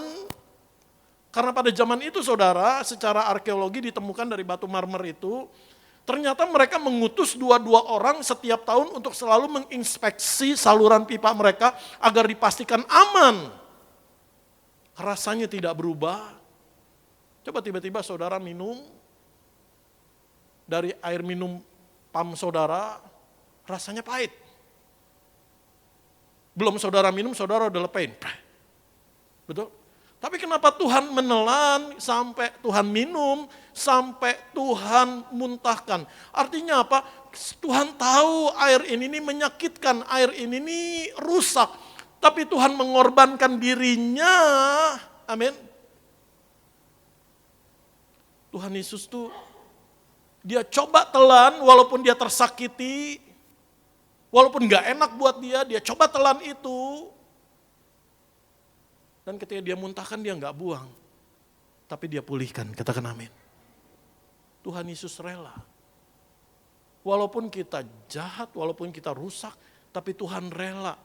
Dia yang tersakiti, dia yang menderita, dia yang berkorban untuk memulihkan hidup saudara dan saya pada hubungan dengan Tuhan. Katakan amin. Surat ini gak berhenti sampai di ayat yang ke-16. Tuhan bilang, aku memuntahkan kamu, lalu berhenti. Kalau ayat itu sampai ditulis sampai situ, kita sebagai jemaat Tuhan sekarang gemeteran. Aduh, saya gak mau dimuntahin Tuhan. Tapi Tuhan bawa kepada pemulihan hubungan sampai ayat yang ke-21 dan 22. Amin. Jadi mungkin selama ini kita menganggap bahwa surat Laodikia ini kejam, kasar, Tuhan muntahin. Tapi ketika kita mengenal lebih dalam lagi kekayaan firman Tuhan, kenapa teks itu yang Tuhan pilih, kata-kata itu yang Tuhan pilih, Tuhan mau menyatakan kasih-Nya yang luar biasa. Amin. Ayat yang ke-17. Karena engkau berkata, aku kaya dan aku telah memperkayakan diriku, dan aku tidak kekurangan apa-apa. Amin. Mereka ngomong, aku kaya. Ya karena mereka memang Laodikia itu tempat yang sangat strategis. Tempat di persimpangan ekonomi. Hub zaman sekarang, hub. Tempat transit, tempat persimpangan sehingga orang melakukan jual beli di daerah yang paling ramai strategis yaitu Laodikia. Aku kaya, aku telah memperkayakan diri dan aku tidak kekurangan apa-apa. Secara fisik mereka menyebut demikian. Tapi Tuhan kasih tahu mereka. Kenapa? Karena Tuhan sayang sama mereka. Karena Tuhan Yesus mengasihi mereka, Tuhan kasih tahu mereka, kamu itu melarat, kamu malang, kamu miskin, kamu buta, kamu telanjang. Ayat yang ke-18, maka aku menasihatkan engkau supaya engkau membeli daripadaku emas yang telah dimurnikan dalam api, agar engkau menjadi kaya dan juga pakaian putih, supaya engkau memakainya, agar jangan kelihatan ketelanjanganmu yang memalukan, lagi minyak untuk melumas matamu, supaya engkau dapat melihat. Kenapa Tuhan pakai kata ini? Melarat, miskin, buta, malang, buta, miskin, dan telanjang. Dan kata melarat di sana, di dalam bahasa Yunaninya ditulis dengan kata taleporos, itu hanya 2 kali ditulis dalam kitab perjanjian baru. Yang lainnya lagi, satunya lagi ketika Paulus bilang begini, aku manusia celaka. Roma 7 ayat 24, siapakah yang akan membebaskan aku dari hukum maut ini? Tapi syukur kepada Allah oleh Yesus Kristus Tuhan kita. Amin. Jadi kata melarat di sini di dalam bahasa aslinya adalah menggambarkan satu keadaan yang terkutuk, terputus hubungan dengan Allah, terputus dengan sumber pengharapan, nggak punya masa depan. Ini gambaran terkutuk. Jadi yang pertama, kenapa Tuhan pakai 5 kata ini? Padahal di ayat 18 solusinya 3, betul? Tuhan kasih emas supaya kaya. Tuhan kasih kaya di sini bukan kaya sekedar materi, nanti saya jelaskan, jangan salah nangkep dulu. Yang kedua yaitu Tuhan kasih apa? Pakaian putih dan Tuhan kasih salep untuk mata. Yang digambarkan 5. Amin. Jadi kata melarat kata melarat terkutuk menggambarkan status mereka. Terputus, jauh dengan Tuhan, menempatkan Tuhan di luar sehingga Tuhan ngetok. Yang kedua untuk menggambarkan keadaan bahwa mereka malang, mereka sia-sia hidupnya, harapannya kosong karena di luar Tuhan, jauh dari Tuhan. Lalu yang ketiga menggambarkan kepunyaan, miskin, buta, dan telanjang. Miskin tidak punya kekayaan, buta tidak punya penglihatan, telanjang tidak punya pakaian. Dan dari 5 keadaan ini Tuhan pulihkan semuanya, katakan amin. Statusnya dipulihkan dari yang terkutuk menjadi dikasihi. Aku kasih, barang siapa yang kukasihi, kutegur dan kuhajar. Aku akan makan bersama-sama dengan dia, dia bersama-sama dengan aku. Aku akan mendudukan mereka di atas tahtaku, katakan amin. Jadi statusnya dipulihkan, lalu keadaan yang malang, sia-sia dipulihkan, yang memiliki harapan yang sia-sia, tanpa pengharapan, dipulihkan oleh Tuhan Yesus. Dibentuk, dikasihi, katakan amin. Lalu apa yang kepunyaan mereka dipulihkan dengan Tuhan. Maka saya percaya ketika kita di dalam Tuhan Yesus, 3 area ini, status, keadaan kita, kepunyaanmu dipulihkan Tuhan semuanya. Beri kemuliaan buat Tuhan Yesus Kristus. Tuhan berkati utuh. Tuhan bukan hanya berkati kepunyaanmu, tapi Tuhan juga pulihkan statusmu dan keadaanmu. Katakan amin. Amin. Mari kita lanjut di sana. Lalu ayat yang ke-18, mari kita lihat. Ayat ini membuat saya semakin menyadari kasihnya Tuhan itu luar biasa. Maka aku menasihatkan engkau, supaya engkau membeli daripadaku emas yang telah dimurnikan dalam api, agar engkau menjadi kaya. Dan juga pakaian putih supaya engkau memakainya, agar jangan kelihatan ketelanjanganmu yang memalukan. Dan lagi minyak untuk melumas matamu supaya engkau dapat melihat. Nah, di ayat 17 Tuhan gambarkan kondisi mereka adalah miskin, katakan sama saya miskin, buta, dan telanjang. Dan solusinya di ayat yang ke-18, emas, pakaian, salep mata. Kan terbalik. Mestinya kan urutannya, kalau miskin emas, buta, salep mata, kalau telanjang pakaian. Tapi kenapa ketika Tuhan kasih solusi, ini terbalik, salep mata yang belakangan. Emas dulu, pakaian dulu, baru salep mata. Kenapa salep mata? Tuhan pakai istilah salep mata. Mereka tidak tahu, mereka telanjang, mereka miskin, melarat. Kenapa? Karena mereka nggak bisa lihat. Dan karena mereka nggak bisa lihat, mereka nggak tahu malu. Kalau mereka telanjang, mereka nggak tahu diri. Itu sebabnya Tuhan mau membuka mata mereka melihat. Dan kenapa Tuhan pulihkan dulu? Dengan emas, dengan pakaian, baru salep mata. Ketika saya merenungkan ini betapa kasihnya Tuhan Yesus. Tuhan mau ketika mereka membuka mata mereka, bisa melihat, mereka melihat keadaan mereka, mereka sudah dipulihkan. Mereka tidak lagi telanjang, mereka telah mengenakan emas yang dari Tuhan. Amin. Apa jadinya kalau salep mata duluan? Maka ketika mereka membuka mata mereka, mereka melihat, mereka masih telanjang.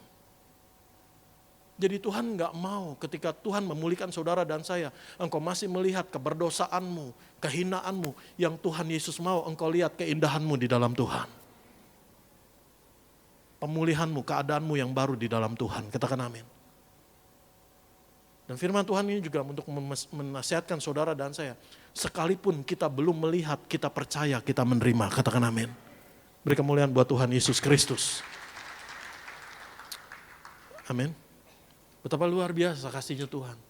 Tuhan sampai mikirin begitunya luar biasa buat jemaat di Laodikia, buat saudara dan saya.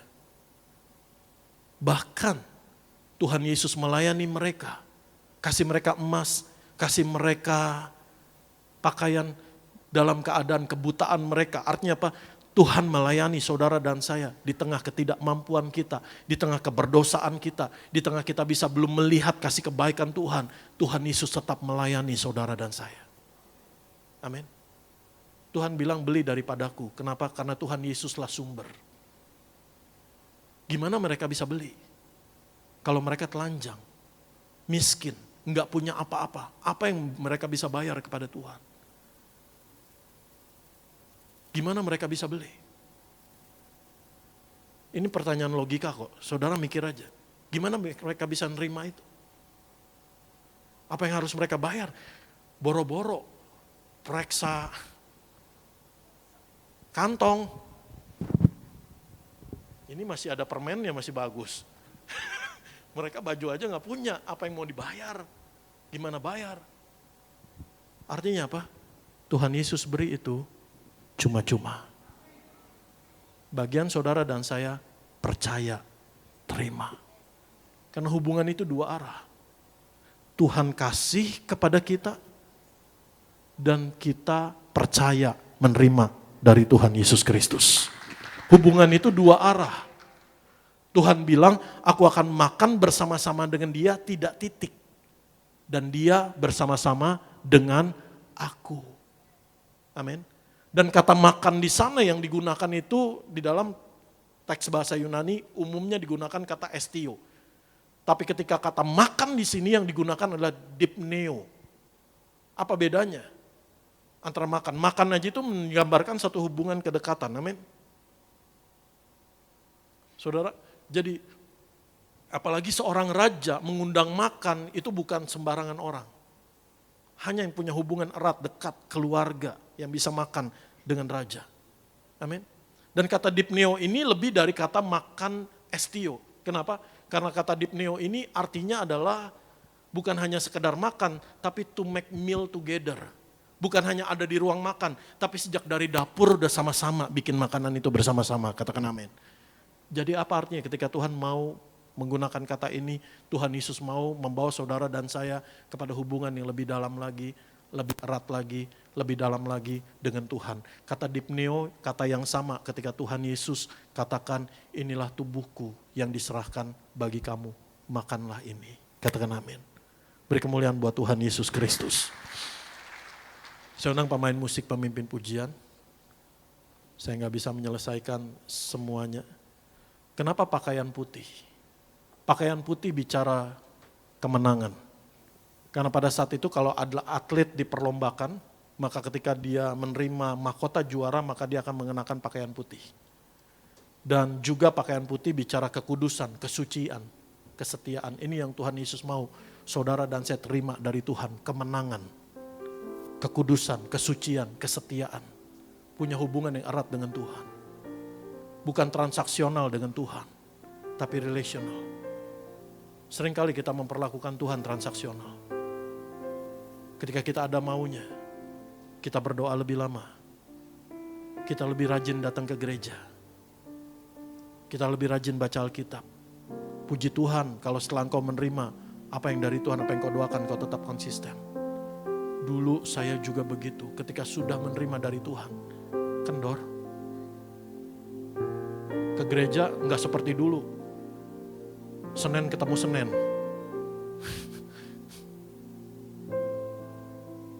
Semua jadwal ibadah disikat.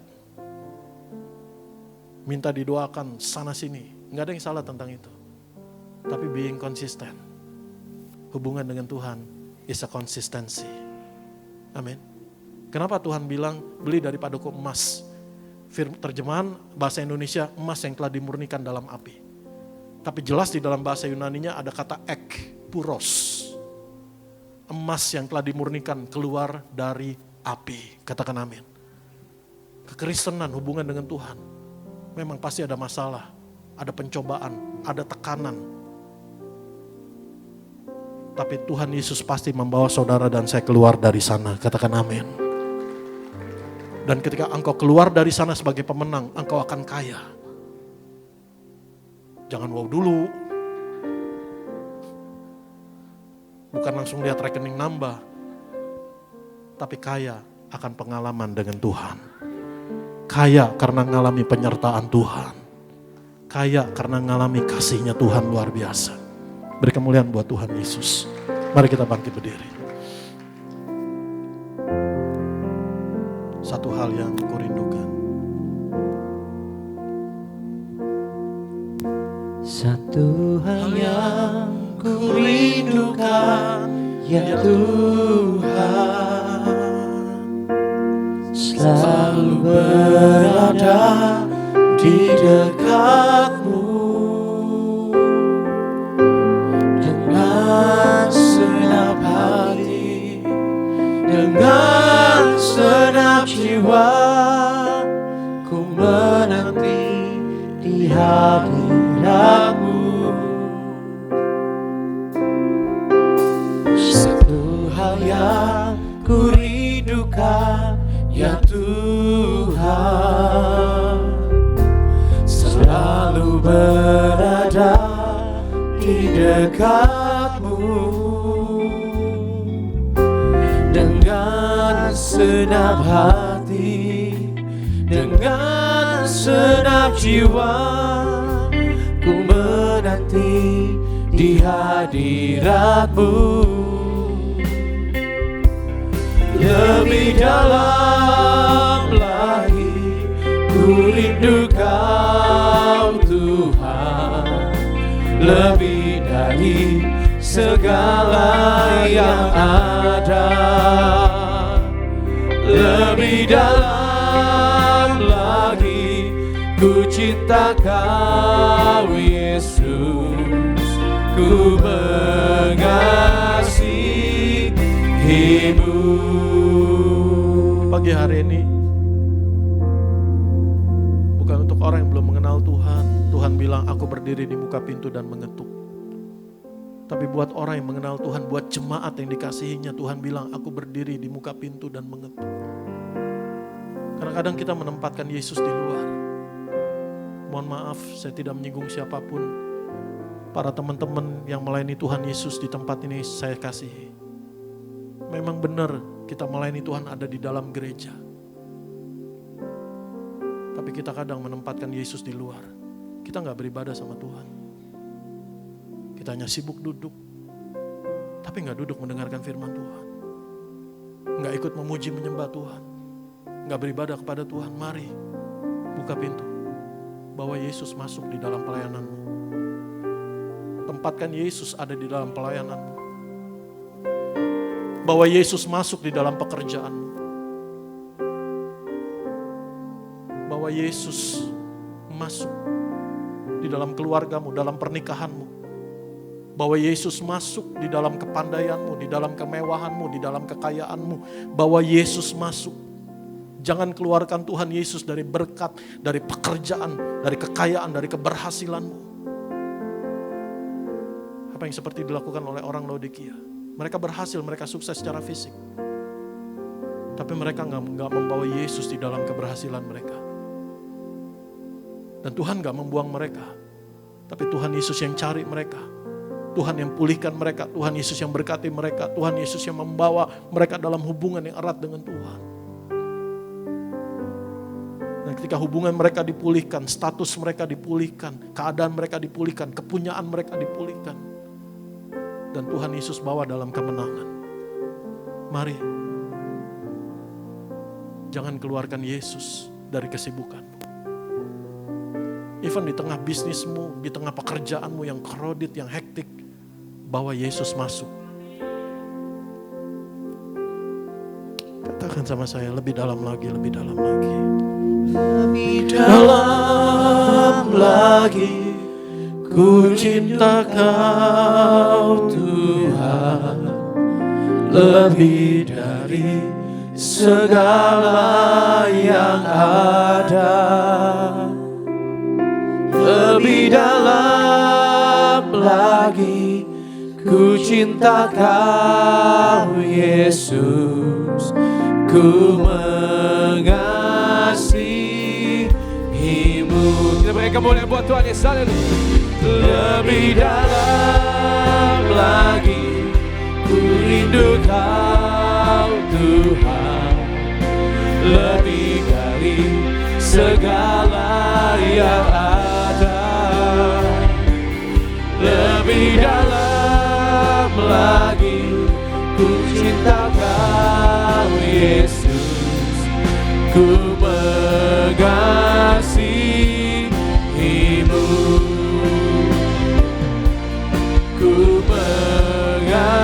mengasihimu. Nyata sekali lagi, ku mengasihimu. Kita beri kemuliaan buat Tuhan Yesus. Terima kasih Tuhan Yesus. Mari saya undang setiap kita bangkit berdiri Bapak Ibu Saudara. Kita sambut yang terbaik dari Tuhan Yesus. Tubuh yang darah yang tercurah bagi setiap kita pada hari ini. Puji nama Tuhan, haleluya. Tubuhmu dan darahmu tercurah bagi kami, menyucikan, menyembuhkan, sempurnakan hidup kami. Yesus, Kau telah mati bagiku, hapus dosaku. Yesus, Kau telah mati bagiku, hapus dosaku. Yesus, Kau telah bangkit dari maut, beri kemenangan. Yesus, Kau tak tebus hidupku dengan salibmu. Yesus, ku berikan segala hormat dan kemuliaan.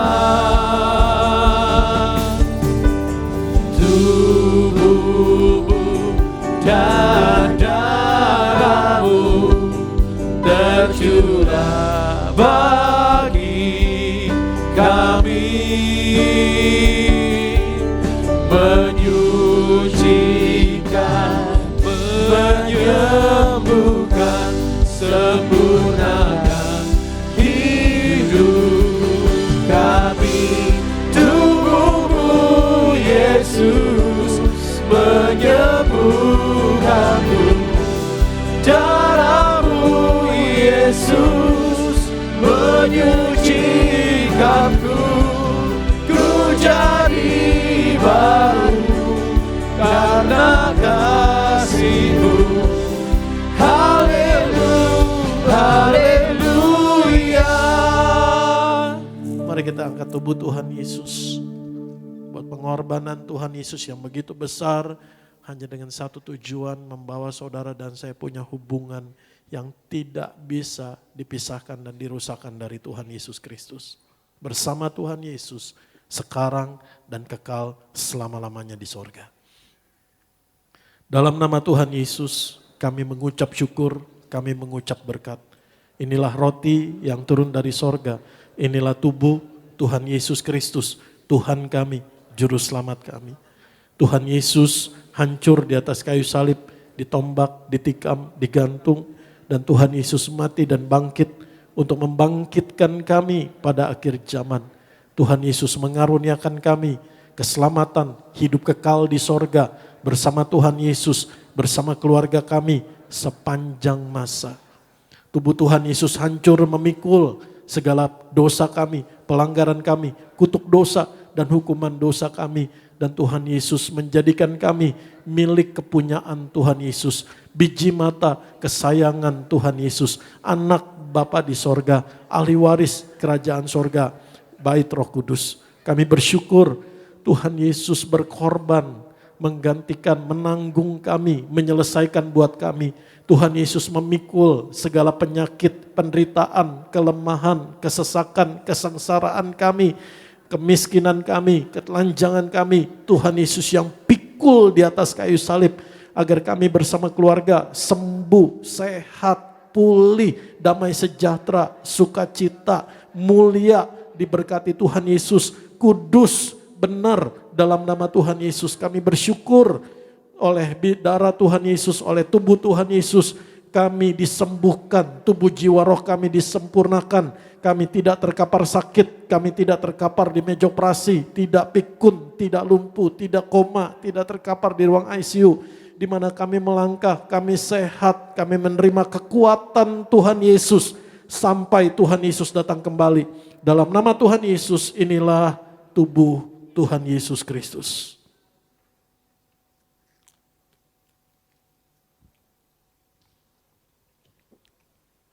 Mari kita angkat darah Tuhan Yesus. Kita mengucap syukur buat pengorbanan Tuhan Yesus yang menyelamatkan kita dan memberi kita kemenangan. Kita mengucap berkat perjanjian Tuhan Yesus karena Tuhan Yesus katakan inilah darahku, darah perjanjian. Dan kita memproklaim, percaya, menerima semua berkat penyelesaian Tuhan Yesus di atas kayu salib. Berkat kemenangan oleh darah Tuhan Yesus. Dalam nama Tuhan Yesus, kami mengucap syukur, kami mengucap berkat. Inilah darah Tuhan Yesus Kristus, darah perjanjian yang baru dan yang kekal. Darah Tuhan Yesus, darah anak domba Allah, mengampuni kami, menyucikan kami, membenarkan kami, membaharui kami, menyempurnakan kami, dan menebus kami. Darah-Mu Tuhan Yesus menjadikan kami milik kepunyaan Tuhan Yesus yang sangat dikasihi Tuhan Yesus Kristus. Kami bersyukur oleh darah Tuhan Yesus, kami bersama keluarga kami berkumpul di bumi, berkumpul di sorga, punya rumah di bumi, punya rumah di sorga. Hidup kami di bumi seperti di sorga. Darah Tuhan Yesus telah melepaskan kami dari belenggu dosa, dari segala iblis setan dan perbuatannya. Kami menang atas iblis setan dan perbuatannya. Dalam nama Tuhan Yesus, kami, keluarga kami hidup dalam pertobatan, dalam kekudusan, keluarga yang kudus, pernikahan yang kudus, rumah tangga yang kudus, yang setia, kasih mula-mula di dalam nama Tuhan Yesus. Kami percaya oleh bilur Tuhan Yesus kami sudah disembuhkan. Sebab bilur Tuhan Yesus memikul, menyelesaikan segala penyakit, penderitaan, kelemahan, kesesakan, kesengsaraan, pergumulan kami sudah Tuhan Yesus pikul selesai di atas kayu salib. Dari ujung rambut, ujung kaki, kami sembuh, organ-organ tubuh kami sehat, fungsi tubuh kami sehat, jiwa kami lega, tenang, damai sejahtera, sukacita, kuat di dalam Tuhan Yesus. Roh kami dipenuhi roh Tuhan Yesus. Kami percaya dari ujung rambut, ujung kaki, kami, keluarga kami, oleh bilur Tuhan Yesus, kami sudah disembuhkan. Orang tua kami, suami istri, anak-anak, disembuhkan Tuhan Yesus dalam nama Tuhan Yesus. Kami berdoa buat Ibu Marta, Ibu Mansya di dalam nama Tuhan Yesus. Bebas dari sel kanker, Tuhan Yesus beri kemenangan dalam setiap proses tindakan medisnya. Tuhan Yesus beri kekuatan dalam nama Tuhan Yesus. Kami percaya Ibu Marta, Ibu Mansya sembuh, sehat, sempurna. Pak Filipus Neri ditolong Tuhan Yesus, dipulihkan Tuhan Yesus. David, Vivi, Clarin Davis, semua dijaga, dikasihi, diberkati, disertai Tuhan Yesus. Tidak kekurangan. Dalam nama Tuhan Yesus kami berdoa. Dalam nama Tuhan Yesus kami mengucap syukur. Tubuh darah Tuhan Yesus adalah roti hidup yang turun dari sorga. Tuhan Yesus memberkati kami lebih dari roti mana, lebih dari jubah baru, lebih dari kasut baru. Tuhan Yesus gembala kami, takkan kekurangan kami. Tuhan Yesus yang mencukupkan segala yang kami perlukan. Tuhan Yesus yang memulihkan keadaan kami. Dalam nama Tuhan Yesus, Tuhan Yesus yang menjadikan kami berhasil, beruntung, naik dan tidak turun, jadi kepala dan bukan ekor. Kami diberkati Tuhan Yesus, menjadi berkat Tuhan Yesus bagi banyak orang. Dalam nama Tuhan Yesus kami berdoa, kami bersyukur satu hari Tuhan Yesus datang kembali. Tuhan Yesus membawa kami, Tuhan Yesus mendapatkan kami, Tuhan Yesus menggandeng kami masuk kerajaan sorga. Diam di rumah Tuhan Yesus bersama Tuhan Yesus sepanjang masa. Dalam nama Tuhan Yesus, inilah darah Tuhan Yesus Kristus.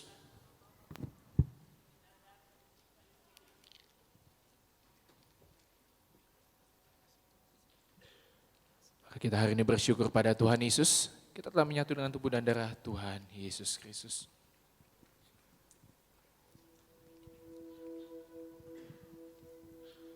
Kami berdoa buat setiap tetes minyak zaitun, minyak urapan ini. Di dalam nama Tuhan Yesus Kristus, kami bersyukur buat tubuh darah Tuhan Yesus yang membawa kami ada dalam Tuhan Yesus dalam kami. Dan tubuh darah Tuhan Yesus yang membawa kami ada dalam hubungan kesatuan dengan Tuhan Yesus sampai selama-lamanya.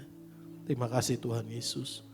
Kami berdoa di mana minyak urapan dioleskan, dicurahkan, diteteskan, berkat mujizat kuasa kasih Tuhan Yesus menyertainya dan memberkati setiap orang yang menerimanya dengan iman oleh kuasa Tuhan Yesus di dalam kebenaran firman Tuhan Yesus Kristus. Kami berdoa buat Ibu Daniati Pariaji, Ibu Gembala Sidang kami, Ibu Pendeta Daniati Pariaji, dikasihi Tuhan Yesus Kristus, dijaga Tuhan Yesus, disertai Tuhan Yesus, diproteksi oleh kuasa darah Tuhan Yesus bersama keluarganya. Ada damai sejahtera, ada sukacita, sehat, panjang umur, kuat di dalam melayani Tuhan Yesus. Penuh kuasa mujizat Tuhan Yesus untuk membawa orang-orang mengenal dan mengalami kasih kuasa Tuhan Yesus yang menyelamatkan. Kami berdoa buat setiap hamba-hambamu Tuhan Yesus. Kuasa darah Tuhan Yesus memproteksi setiap hamba-hambamu Tuhan Yesus bersama keluarga. Kami berdoa buat setiap anak-anakmu Tuhan Yesus yang Kau karuniakan untuk melayani Tuhan Yesus. Biar mereka melayani dengan sukacita yang dari Tuhan Yesus. Menjadi berkat Tuhan Yesus bagi banyak orang. Dan dalam mereka melayani Tuhan Yesus, bawa mereka lebih erat, lebih dalam lagi dengan Engkau Tuhan Yesus. Terima kasih Tuhan. Kami berdoa buat bangsa kami Indonesia, diberkati Tuhan Yesus, dipulihkan Tuhan Yesus Kristus. Kami berdoa buat gereja Tiberias di mana ada cabang-cabang yang baru. Kami bersyukur semua adalah berkat anugerah Tuhan Yesus Kristus. Di dalam nama Tuhan Yesus kami berdoa.